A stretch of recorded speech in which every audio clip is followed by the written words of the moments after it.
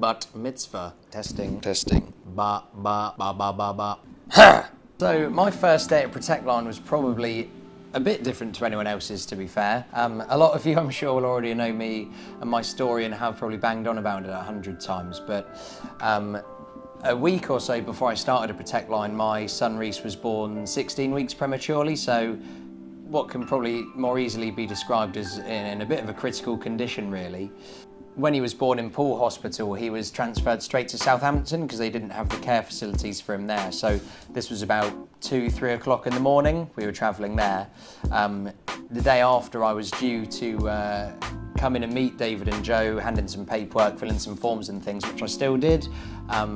Probably not in the most appropriate office attire, as I think everyone famously knows now. I came in a pair of old grey tracksuit bottoms and a scruffy t-shirt, which I know Chris Reed still loves to this day. But on my first day, obviously with Reese being in Southampton, we were staying up there, so I was commuting to and from work. I'd start my journey at about half 7, 7:45, getting to work obviously before 9, as I still do now some of the time, and would work obviously until the hours we all do now, so kind of 7:30, travel back up to Southampton and get there for about 8, 8:30, have dinner, see Reese for a while, start it all again the next day really, and that was my kind of Monday to Friday, so that was a pretty intense couple of months.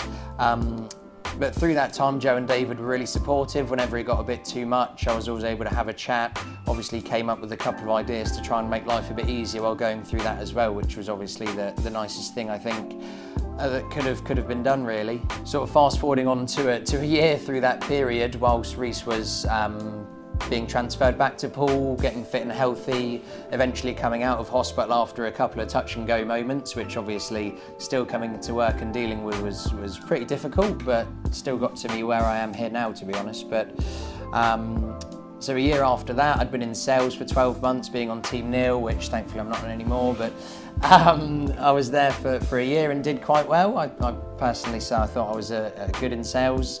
Wanted to try something different after doing it for 12, 13 months, which thankfully an opportunity came up in SUT, the specialist team which I'm in now.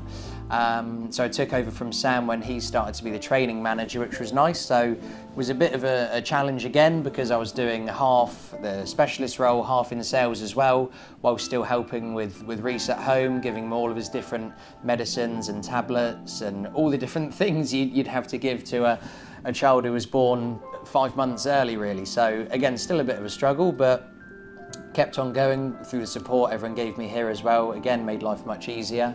And then to where I am now really. I've been in SUT for about a year, became a senior in that time in February 2017, so earlier this year. After starting in March 2015, I'd kind of gone in just under 2 years from raising Reese to where he is now, becoming a senior, obviously having things like the car or bike allowance, having the cleaner, getting new suits every 6 months.